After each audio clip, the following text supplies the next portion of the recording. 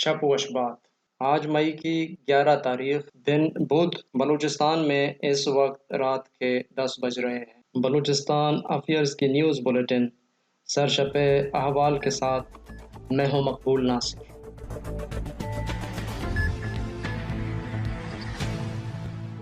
Head lines. جبری طور پر لاپتہ افراد کو بازیاب کرانے میں مدد کی جائے۔ دوست و لواحقین کی انسانی حقوق کے اداروں سے اپیل۔ سیکورٹی فورسز کے ہاتھوں گچک سے جبری گمشدہ خواتین و بچوں کی بازیابی کے لیے کردار ادا کریں۔ بی این ایم کا انسانی حقوق کے اداروں کو خط۔ سورا پبلک لائبریری کی بندش اور گرلز کالج کی تعمیر میں سست روی تشویشناک ہے۔ Baloch students action committee. Balochistan national party اور جمعیت علماء اسلام کی رہنماؤں کے درمیان پنجگور میں بلدیاتی الیکشن کے حوالے سے ملاقات۔ بلوچستان میں گرمی کی شدت معمول سے زائد ہوگی، محکمہ موسمیات۔ آوران جاؤ میں بیوسو پجار کے زیر اہتمام منشیات کے خلاف ریلی نکالی گئی۔ تربت میں ڈینگی وائرس سے بچاؤ اور اس کے روک تھام کے لیے سیمینار کا انعقاد۔ مقررین نے ڈینگی وائرس سے ہونے والی بیماری، علاج اور تدارک کے لیے تفصیل سے گفتگو کی۔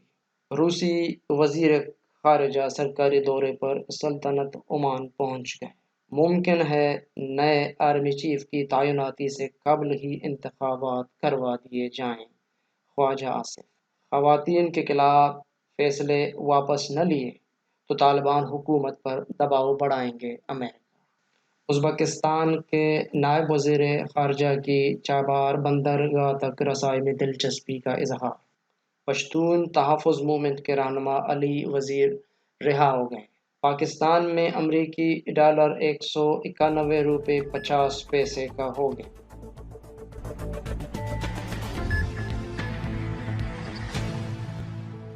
اب خبریں تفصیل سے سنیے۔ کراچی سے جبری طور پر لاپتہ کیے گئے شعیب احمد بلوچ کی بہن نے سماجی رابطے کی ویب سائٹ ٹویٹر پر اپنے بھائی کی بازیابی میں مدد کی اپیل کی ہے۔ انہوں نے بتایا کہ کراچی کے علاقے گلشن اقبال سے پولیس اور سادہ وردی میں ملبوس اہلکاروں نے 29 اپریل کو ان کے گھر پہ چھاپہ مار کر ان کے بھائی شعیب احمد بلوچ کو اپنے ساتھ لے جا کر لاپتہ کر دیا۔ انہوں نے کہا کہ ہمیں ہمارے بھائی کے بارے میں کوئی اطلاع نہیں اور ہم انسانی حقوق کے اداروں سے گزارش کرتے ہیں کہ وہ ہمارے بھائی کی بازیابی میں ہماری مدد کریں۔ دوسری جانب یونیورسٹی تربت کے ایک طالب علم نے ٹویٹر پر اپنے ساتھی اسٹوڈنٹ کی جبری گمشدگی کے بارے میں ذکر کرتے ہوئے کہا کہ یونیورسٹی آف تربت میں ایم اے بلوچی لٹریچر کے طالب علم کلیم شریف کو عید سے 5 دن قبل تربت آبسر میں سیکورٹی فورسز نے جبراً اغوا کر لیا اور وہ ابھی تک لاپتہ ہیں اور ان کی صحت و حفاظت کو لے کر ان کے دوست اور خاندان کے افراد پریشان ہیں۔ بلوچ نیشنل موومنٹ کے ہیومن رائٹس سیکریٹری ڈاکٹر ناظر نور نے اقوام متحدہ کے انسانی حقوق سے متعلق ادارے کے سربراہ، ہیومن رائٹس واچ اور human rights commission of Pakistan سمیت 23 سے زائد انسانی حقوق کے عالمی اداروں کو خط لکھ کر ان سے گچک پنجگور کی رہائشی خواتین اور بچوں کی جبری گمشدگی سے متعلق فوری کردار ادا کرنے کی اپیل کی ہے۔ انہوں نے گچک میں خواتین اور بچوں کی جبری گمشدگی کے بارے میں اپنے خط میں لکھا: 25 اپریل 2022 کو پنجگور کے علاقے گچک کے گاؤں کرکڈل میں سیکورٹی فورسز نے اجتماعی سزا کے طور پر ایک گھر پر چھاپہ مارا اور ایک عمر رسیدہ شخص ہارون بلوچ، 2 خواتین شاہ بی بی اور شہزادی اور ایک 6 دن کی بچی کو حراست میں لینے کے بعد جبری طور پر لاپتہ کر دیا۔ انہوں نے کہا کہ جبری لاپتہ افراد، مسخ شدہ لاشیں اور اجتماعی قبریں بلوچستان میں انسانی حقوق کی سنگین خلاف ورزیوں کا تسلسل ہیں۔ اس سفاکیت کے خلاف عالمی انسانی حقوق کے ادارے عملی اقدامات کی بجائے محض بیان دینے پر ہی اکتفا کیے ہوئے ہیں۔ اس لیے اب تک جبری گمشدگی کا معاملہ بلوچستان کا سب سے بڑا مسئلہ ہے۔ انہوں نے انسانی حقوق کے اداروں سے اپیل کی کہ بلوچستان میں انسانی حقوق کی پامالیوں کا نوٹس لے کر بلوچستان کو انسانی بحران سے محفوظ بنانے میں اپنا کردار ادا کریں۔ سوراب پبلک لائبریری کی بندش اور گرلز کالج کی تعمیر میں سست روی نہایت تشویشناک ہے۔ بلوچ اسٹوڈنٹس ایکشن کمیٹی کے مرکزی ترجمان نے اپنے جاری کردہ بیان میں سوراب پبلک لائبریری کی بندش اور گرلز کالج کی تعمیر کو 18 سال کی تعمیراتی مراحل طے کرنے کے باوجود تاحال مکمل نہ ہونے کی شدید الفاظ میں مذمت کی ہے۔ بیان میں کہا گیا ہے کہ تعلیم کے شعبے میں ایمرجنسی جیسے دعوے کرنے والی حکومتیں تاحال اداروں کو فعال بنانے اور نئے تعلیمی اداروں کے قیام میں ناکام رہی ہیں۔ انہوں نے کہا کہ گزشتہ کئی عرصے سے بلوچستان کے نوجوان اپنی مدد آپ کے تحت مختلف علاقہ جات میں نئے لائبریریوں کے قیام اور تعمیر شدہ لائبریریوں کو فعال بنانے کی کوشش کر رہے ہیں۔ انہوں نے کہا کہ سوراب میں حکومتی عدم توجہی کے باعث ہزاروں طلباء و طالبات کی تعلیمی کیریئر میں رکاوٹیں عائل ہیں۔ ہم حکومت وقت اور متعلقہ اداروں سے اپیل کرتے ہیں کہ سوراب پبلک لائبریری کو فعال کیا جائے تاکہ طالب علم ایک پرسکون ماحول میں اپنی علمی سرگرمیاں جاری رکھ سکیں۔ گرلز کالج کی تعمیر میں طوالت کی انکوائری کی جائے اور اس عمل میں تیزی لانے کے لیے عملی بنیادوں پر کوشش کی جائے۔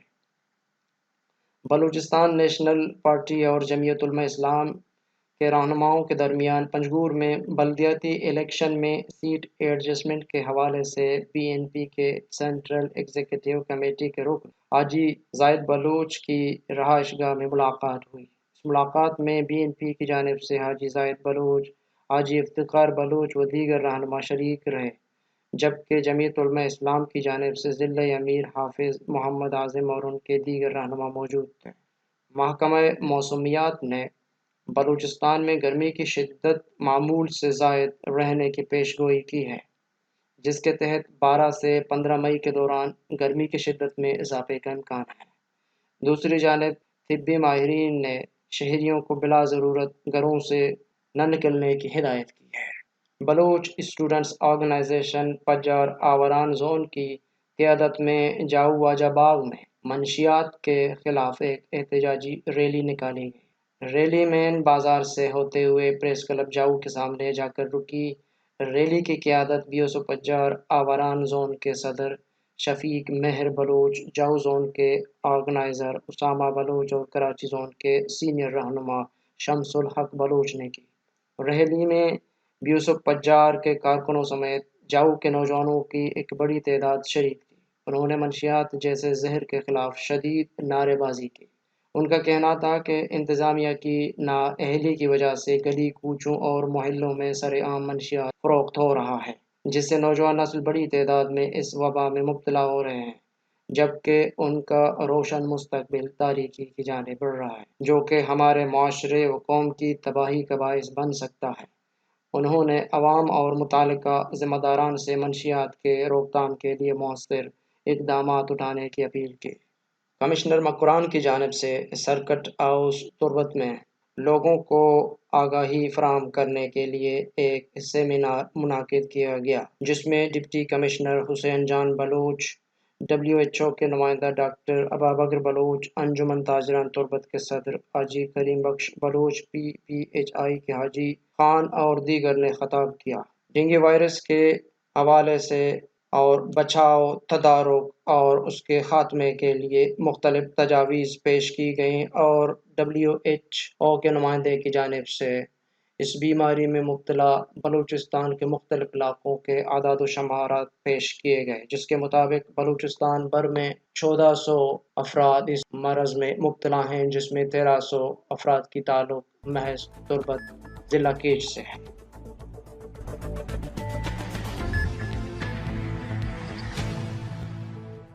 روس کے وزیر خارجہ سرگئی لاوروف ایک روزہ سرکاری دورے پر سلطنت عمان پہنچ گئے۔ عمانی حکام نے روسی وزیر خارجہ کا ایئرپورٹ پر استقبال کیا۔ روس کے وزیر خارجہ سرگئی لاوروف نے بدھ کو مسقط میں عمان کے سلطان ہیثم بن طارق سے ملاقات کی، جس میں خلیجی ریاست کے ساتھ دو طرفہ تعلقات پر تبادلہ خیال کیا گیا۔ پاکستان کے وزیر دفاع خواجہ آصف کا کہنا ہے کہ رواں برس پاکستان کی بری فوج کے نئے سربراہ کی تعیناتی سے قبل ہی ملک میں عام انتخابات کا امکان مسترد نہیں کیا جا سکتا۔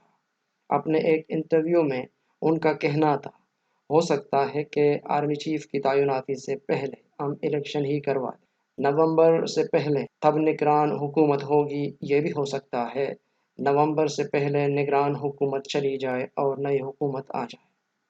وزیر دفاع کا کہنا تھا کہ جنرل باجوہ خود ہی اعلان کر چکے ہیں کہ انہیں مدت ملازمت میں توسیع نہیں چاہیے، اور میں اس اعلان کو خوش آئند سمجھتا ہوں۔ خواجہ آصف کا یہ بھی کہنا تھا، ملک میں فوجی سربراہ کی تعیناتی کا طریقہ کار اب انسٹیٹیوشنلائز ہونا چاہیے، جیسا کہ عدلیہ میں ہوتا ہے۔ انہوں نے مزید کہا کہ آرمی چیف کی تعیناتی کے معاملے کو زیر بحث لانے کی بجائے طریقہ کار 100% میرٹ پر ہو۔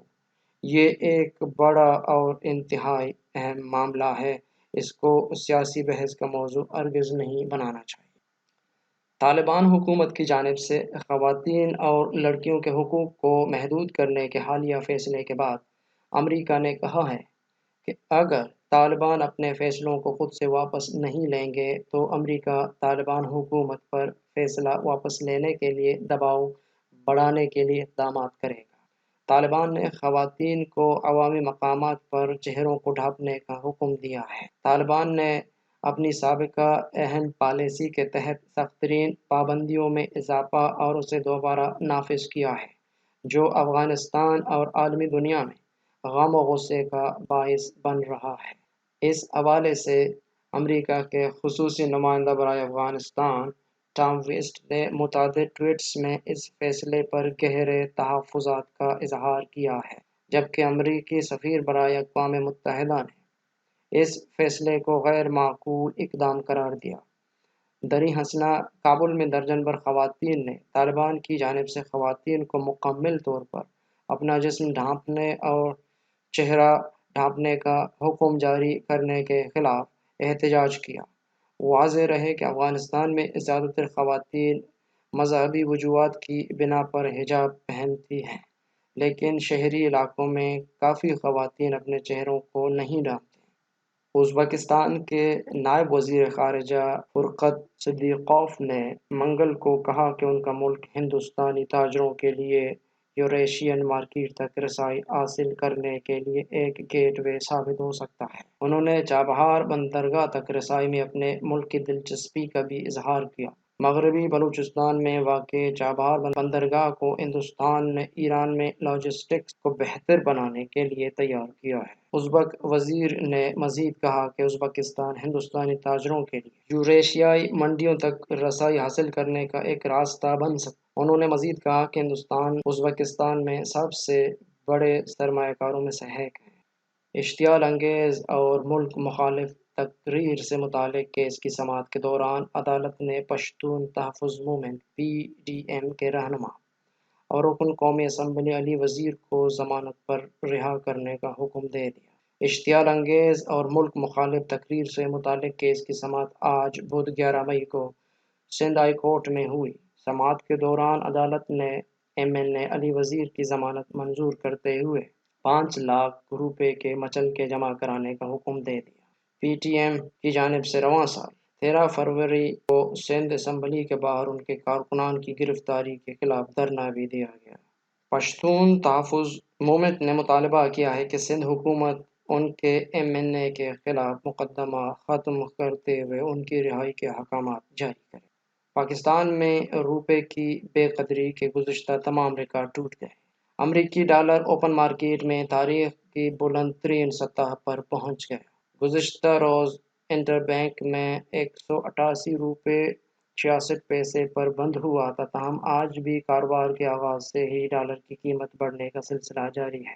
انٹر بینک میں ڈالر 1 روپے 50 پیسے اضافے کے بعد 190 روپے 16 پیسے ہو گیا ہے، جبکہ اوپن مارکیٹ میں ڈالر 191 روپے 50 پیسے سے بھی تجاوز کر گیا ہے۔ دوسری جانب پاکستان اسٹاک ایکسچینج میں بھی کاروبار کا منفی رجحان جاری ہے۔